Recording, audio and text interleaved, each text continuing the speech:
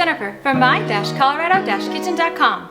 Today we are going to be making some homemade honey mustard dressing. We're going to start with some yellow mustard. I love to use organic mustard if possible.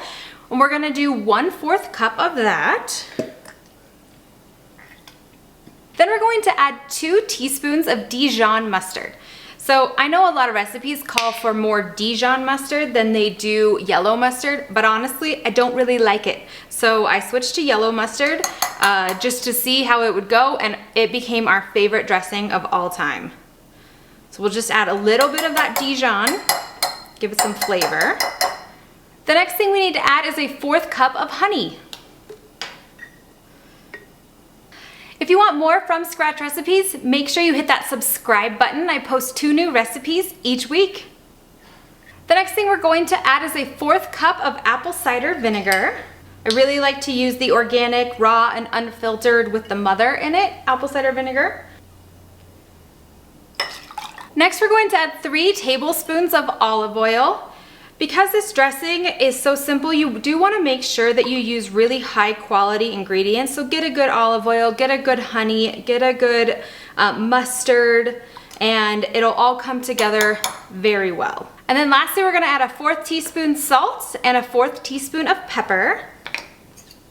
You can use this dressing to dip your chicken in if you want to. You could use it as a marinade. I personally love it on a Cobb salad. The next thing we need to do is we need to whisk it together. So I like to use this cute little whisk here, and I'm just going to whisk this together.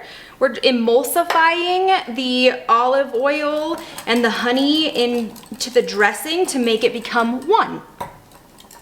This dressing will last quite a while in the fridge, so it's the perfect dressing to make ahead, keep in the fridge, always have on hand for some chicken or salads, whatever you want to use it for. And you can see instead of having the separate ingredients, it really came together nicely.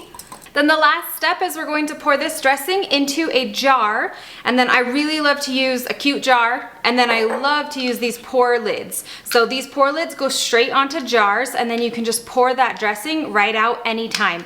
It is fantastic, a great way to store them. I'll link them in the description below.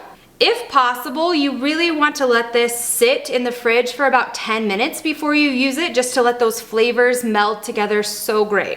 Also with this dressing, you may want to give it a shake just before you use it if it's been sitting in the fridge, just because all of the ingredients can sometimes separate just a tiny bit. It's totally normal and just fine. Just give it a little bit of a shake and then pour it on whatever you're going to use it on, a salad, chicken, anything that sounds great to you. This dressing is something that you'll fall in love with. Thank you guys so much for watching. If you like this video, make sure you hit that like button, that subscribe. I will post the recipe details in the description below, or you can check them out on my website at my-colorado-kitchen.com. From my kitchen to yours, happy cooking!